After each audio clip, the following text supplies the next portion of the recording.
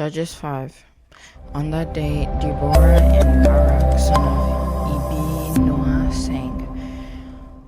When the leaders lead in Israel, when the people volunteer, blessed be the Lord. Listen, kings, pay attention, princesses. I will sing to the Lord. I will sing praise to the Lord God of Israel. Lord, when you came from Seir, when you marched from the field of Edom, the earth trembled, the skies poured rain, the clouds poured water, the mountains melted before the Lord, even Sinai before the Lord, the God of Israel. In the days of Shamgar, son of Anath, in the days of Jael, the main roads were deserted, because travelers kept to the side of the road. Villages were deserted. They were described in Israel until I, Deborah, arose, a mother in Israel. Israel chose new gods. Then there was war in the city gates. Not a shield or spear was seen among 40,000 in Israel. My heart is with the leaders of Israel, with the volunteer of the people. Blessed be the Lord. You who ride on the white donkeys, who sit on the saddle blankets, and who travel on the road, give praise. Let them tell the righteous acts of the Lord, the righteous deeds of the villages in Israel, with the voice of the singers and the watering places. Then the Lord's people went down to the city gates. Awake, awake, Deborah, awake, awake, sing a song. Arise, Barak, and take your prisoners, son of Abinoam. Then the survivors came down to the nobles. The Lord's people came down to me against the warriors, those with their roots in Amalek came from Ephraim. Benjamin came with your people after you. The leaders came down from Machir, and those who carry a martial staff come from Zebulun. The prices of princess of Issachar with Deborah. Issachar was with Barak. There was a great searching of heart among the clans of Reuben. Why did you sit among these sheep pens, listening to the playing of pipes for the flocks? There was a great searching of heart among the clans Reuben. Gad remained beyond the Jordan. Dan, why did you linger at the ship?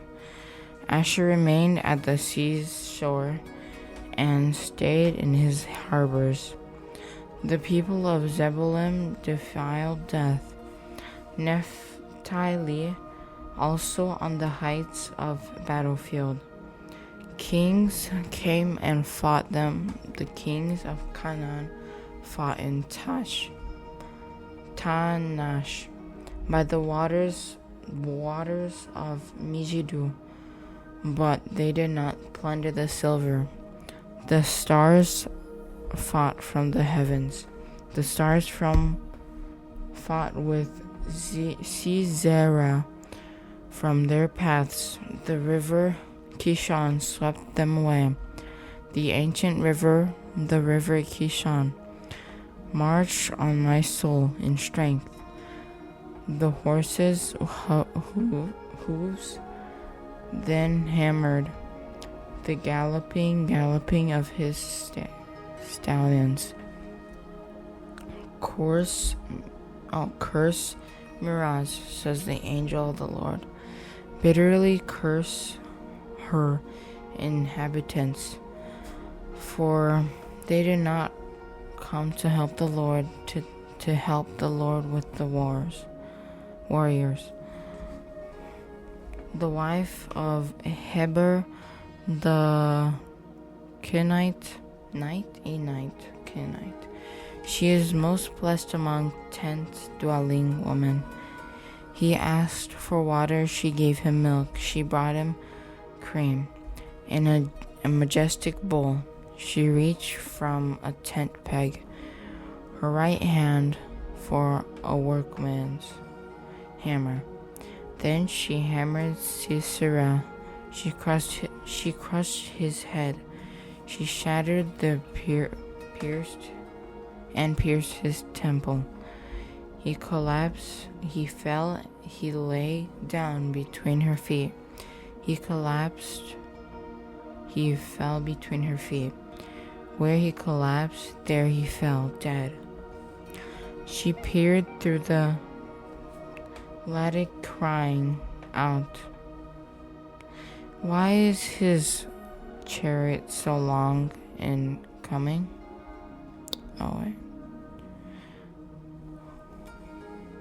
Why don't I hear the hoofbeats of his horses? He wished princess answer her. She even answered herself, "Are they not finding and dividing the spoil? A girl or two for each warrior. The spoil of colored garment of Sisera, the spoil of an embroidered garment or two of my neck. Lord, may all your enemies perish as Sisera did, but may those who love him be like rising of the sun in its strength." And the land had peace for 40 years. Judges 6. The Israelites did was evil in the sight of the Lord, so the Lord handed them over to Midian 7 years, and they oppressed Israel. Because of Midian, the Israelites made hidden places for them, slaves in the mountains, caves, and strongholds. Whenever the Israelites planted crops, the Midianites, Amalekites, and the people of the east came and attacked them. They encamped against them and destroyed the product of the land, even as far as Gaza. They left nothing for Israel to eat, as well as no sheep, ox, or donkey. For the Midianites came with their cattle and their tent like a great swarm of lowouts number, and they entered the land. They lay waste to it. So Israelite became poverty stricken because of Midian, and the Israelites cried out to the Lord. When the Israelites cried out to him because of Midian, the Lord sent a prophet to them. He said to them, "This is what the Lord God of Israel says. I thought I brought you out of Egypt and out of the place of slavery. I rescued you from the power of Egypt and the power of all who oppresses you. I drove them out before you and gave you their land. I said to you, I am the Lord your God. Do not fear the God of the Amorites, whose land you live in. But you did not obey me. The angels of the Lord came, and he sat under the oak that was in Ophrah, which belonged to Joash. The Abizites, his son Gibeon, was threshing wheat in the winepress. In order to hide it from the Midianites, then the angel of the Lord appeared to him and said, The Lord is with you, valiant warrior. Gideon said to him, Please, my Lord, if the Lord is with us, why has all this happened? And where are all his wonders that our ancestors told us about? They said, Hasn't the Lord brought us out of Egypt? But now the Lord has abandoned us and handed us over to Midian. The Lord turned to him and said, Go in the strength you have and deliver Israel from the grasp of Midian. I am sending you. He said to him, Please, Lord, how can I deliver Israel? Look, my family is the weakest in the Midian in Manasseh, and I am the youngest in my father's family.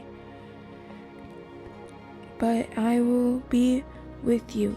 The Lord said to him, You will strike Midian down as if it were one man. Then he said to him, If I found favor with you, give me a sign that you are speaking with me. Please do not leave this place until I return to you. Let me bring a gift and set it before you, he said. And he said, I will stay until you return. So Gibeon went and prepared a young goat and unleavened bread from the half bushel of flour. He placed the meat in the basket and the broth in a pot.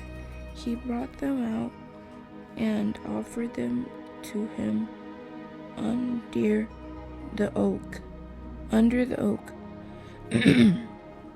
The angel of God said to him, Take the meat with the unlavished bread, put it on the stone, and pour the broth on it.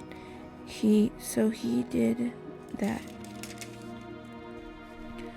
The angels of the Lord extended the tip of the staff and that was in the hand and touched the meat and the unleavened bread.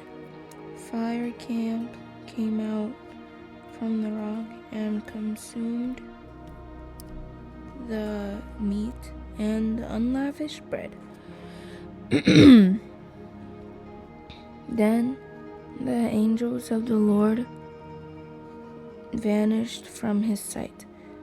When Gibeon realized that he was the angel of the Lord, he said, Oh no, Lord God, I have seen the angel of the Lord face to face. But the Lord said to him, Peace to you. Don't be afraid, for you will not die." So Gideon built an altar to the Lord there and called it "The Lord is Peace." It is still in Ophrah of the Abizites today. On that very night, the Lord said to him, "Take your father's young bull, and the second bull 7 years old. Then tear down the altar of Baal that belonged to your father, and cut down the Asher pole beside it. Build a well-concentrated altar to the Lord your God on the top of the mound. Take the second bull and offer it as a burnt offering. This with the wood of the Asherah pole you cut down." So Gideon took 10 of his male servants and did as the Lord had told him, because he was too afraid of his father's family and the man of the city to do in the daytime. He did it at night. When the men of the city got up in the morning, they found Baal's altar torn down, the Asherah pole beside it cut down, and the second bull offering put on the altar that had been built. They said to each other, "Who did this?" After they made a thought and investigation, they said, "Gideon, son of Joash, did it." Then the men of the city said to Joash, "Bring out your son. He must die, that because he tore down Baal's altar and cut down the Asherah pole beside it." But Joash said to all who stood against him, "Would you plead Baal's case for him? Would you save him? Whoever pleads to his case will be put to death by morning. If he is a god, let him plead his own case, because someone tore down his altar the day Gideon was called Gurbel, since Joash said, 'Let Baal contend with him, because he tore down his altar.' All the Midianites, Amalekites, and the people of the east gathered together, crossed over the Jordan, and camped in the Jezreel valley. The Spirit of the Lord enveloped Gibeon, and he blew the ram's horn, and the Amorites relied behind him. He sent messengers throughout all of Manasseh. He railed behind him. He also sent messengers throughout Asher, Zebulun, and Naphtali, who also came to meet him. Then Gideon said to God, "If you will deliver Israel to me as you said, I will put a wall a wool fleece here on the threshing floor. If the dough is only on the dew is only on the fleece, and all the ground is dry, I will know that you will deliver Israel by me, as you said. And that is what happened. When he got up early in the morning, he squeezed the fleece and rugged dew out of it, filling a bowl with water.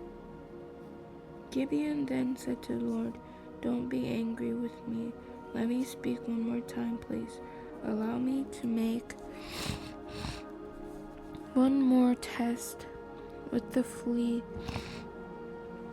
Let it remain dry, and the dew will be over the ground." That night, God did as Gideon requested. Only the flea was dry, and dew was all over the ground. Judges 7. Jerubbaal, that is Gibeon, and all the troops who were with him got up early and camped beside the spring of Harod. The camp of Midian was north of them, below the hill of Moreh. In the valley, the Lord said to Gibeon, "You have too many troops for me to hand the Midianites over to them, or else Israel might elevate themselves over me and say, 'I saved myself.' Now announce to the troop, whoever is fearful and trembling may turn back and leave Mount Gilead." So 22,000 of the troops turned back, but 10,000 remained. And the Lord said to Gibeon, "There's still too many troops. Take them down to the water, and I will test them for you there. If I say to you, 'This one can go with you,' you can go. But if I say about anyone, 'This one cannot go with you,' he cannot go." So he brought the troops down to the water, and the Lord said to Gibeon, "Separate everyone who laps water with his tongue like a dog. Do the same with everyone who kneels to drink." The number of those who lapped with their hands to their mouth was 300 men, and all the rest of the troop knelt to drink water. The Lord said to Gibeon, "I will deliver you with the 300 men who lapped with hand the Midianites over to you, but everyone else is to go home." So Gideon sent all the Israelites to their tents, but kept the 300 troops who took the provision and their ram's horns. The camp of Midian was below him in the valley.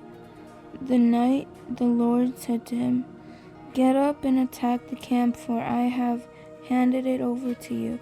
But if you are afraid to attack the camp, go down to Peru and your servant, listen to what they say, and then you will be encouraged to attack the camp." So he went down to Purah, his servant, to the outpost of the troop who were in the camp. Now the Midianites, Amalekites, and all the people of the east had settled down in the valley like a swarm of locusts, and their camels were innumerable as the sand on a seashore. Then Gibeon arrived there with a man telling his friend about a dream. He said, "Listen, I had a dream. A loaf of barley bread came tumbling into the Midianite camp, struck a tent, and it fell. The loaf turned the tent upside down, so that it collapsed." His friend answered, "This is nothing less than the sword of Gibeon, son of Joash. The Israelites, God had handed the entire Midianite camp over to him. When Gibeon heard the account of the dream and its entire presence, he bowed in worship. He returned to Israelite camp and said, "Get up, for the Lord has handed the Midianite camp over to you." Then he divided the 300 men into three companies and gave each of them a ram horn in one hand and an empty pitcher with a torch inside it in the other hand. "Watch me," he said to them, and do what I do. When I come to the outpost of the camp, do as I do. When I and everyone with me blow our ram's horn, you are also to blow your ram's horn all around the camp. Then you will say, 'For the Lord and for Gibeon.'" Gibeon and the 100 men who were with him went to the outpost of the camp at the beginning of the middle watch after the sentries had been stationed. They blew their ram horns and broke the pitchers that were in their hand. The three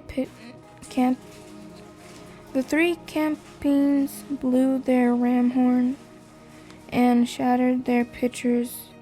They held their torches in their left hand and their ram's horn to blow in their right hand. "The Lord," and they shouted, "A sword for the Lord and for Gideon." Each Israelite took his position around the camp, and the entire Midianite army began to run, and they cried out as they fled. When Gibeon's men blew their 300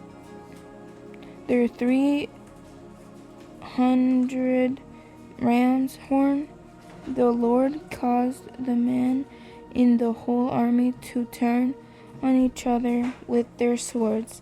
They fled to Akaki house in the border of Abel Mahola,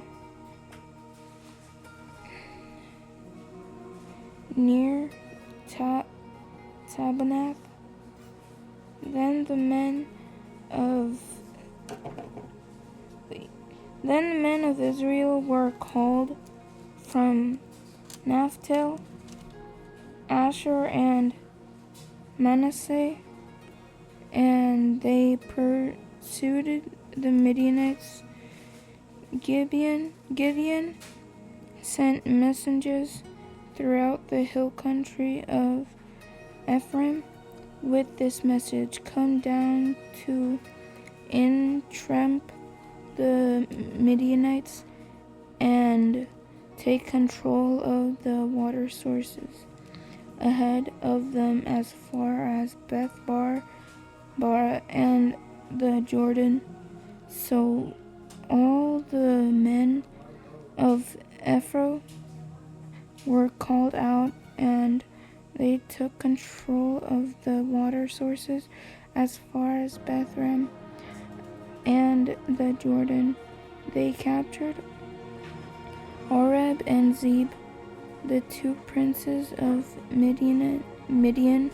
They killed Oreb at the rock of Oreb and Zeb at the winepress of Zeb. While they were pursuing the Midianites, they brought the heads of Oreb and Zeb to Gideon across the Jordan. You what?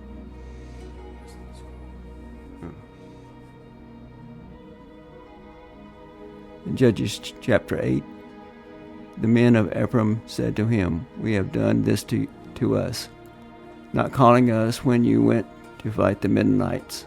And they argued with him violently. So he said to them, "What have I done now compared to you? Is not the gleaming of Ephraim better than the grape harvest of Ebenezer?"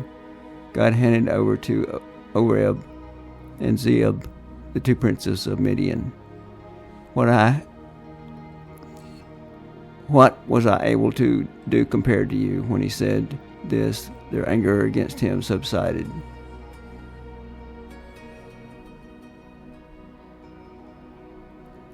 Gideon and the 300 men came to the Jordan and crossed it. They were exhausted but still in pursuit. He said to the men of Succoth, "Please give us some loaves of bread to the troops under my command, because they are exhausted, for I am pursuing Zebub and Zalmunna, the king of Midian." But the princes of Succoth asked him, "Are Zebub and Zalmunna now in your hands, that we should give bread to your army?" Gideon replied, "Very well, when the Lord has handed Zebub and Zalmunna over to me, I will tear your flesh with thorns and briars from the wilderness." He went from them to Penuel and asked the same thing from them. The men of Penuel answered just as the men of Succoth had answered him. He also told the men of Penuel, "When I return safely, I will tear down this tower." Now Zebeth and Zalmunna were in Karkor, and with them was their army of about 15,000 men, who were all those left of the entire army of the people of the east. Those who had been killed were 120,000 armed men. Gideon traveled on the caravan route east of Nobeth and Jogbahath and attacked them army while the army felt secure. Zebeth and Zalmunna fled, and he pursued them. He captured the two kings of Midian and routed the entire army. Gideon, son of Joash, returned from the battle by the ascent of Herods. He captured a youth from the men of Succoth and interrogated him. The youth wrote down for him the names of the 77 leaders and the elders of Succoth. Then he went to the men of Succoth and said, "Here are Zebeth and Zalmunna. You taunted me about them, saying, the Zebeth and Zalmunna now in your power, that we should give bread to your exhausted men." So he took the elders of the city and took some thorns and briars from the wilderness, and he disciplined the men of Succoth with them. He also tore down the tower of Penuel and killed the men of the city. He asked Zebul and Zalmunna, "What kind of men did you kill in Tabor?" "They were like you," they said. "Each resembled the son of a king." So he said, "They were my brothers and the sons of my mother. As the Lord lives, if you had let them live, I would I would not kill you. Then he said to Jetheth, the firstborn, get up and kill them. The youth did not draw his sword, for he was afraid, because he was still a youth. Zebeth and Zalmunna said, get up and strike us down yourself, for a man is judged by his strength. So Gideon got up and killed Zebeth and Zalmunna, and took the crescent ornaments that were on the necks of their camels. Then the Israelites said to Gideon, rule over us, you as well as your sons and your grandsons, for you delivered us from the power of Midian. But Gideon said to them, I will not rule over you, and my son will not rule over you. The Lord will rule over you. Then he said to them, let me make a request of you. Every one give me an earring from your plunder. Now the enemy had gold earrings, because they were Ishmaelites. They said, we will agree to give them. So they spread out a cloak, and everyone threw an earring from their plunder on it. The weight of the gold rings he requested was 43 pounds of gold, in addition to the crescent ornaments and the ear pendants, the purple garments on the kings of Midian, and the gold cheeks on the camels. Gideon made an effort from all of this, and he put it in Ophrah's, his hometown. Then all the Israel prostituted themselves by worshiping it there, and it became a snare in Gideon and his household. So Midian was subdued by the Israelites, and they were no longer a threat. The land had a peace for 40 years during the days of Gideon. Zebul, son of Joash, went back to live at his house. Gideon had 70 sons as offspring, and since he had many wives, his concubine, who was in Shechem, also bore him a son, and he named him Ameliak.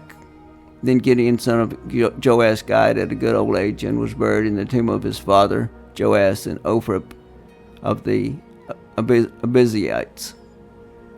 When Gideon died, Israelites turned and prostituted themselves by worship the Baals. They made Baal Berith their god. The Israelites did not remember the Lord their God, who had rescued them from the lands of the enemies around them. They did not show kindness to the house of Jebul for all of the good he had done for Israel.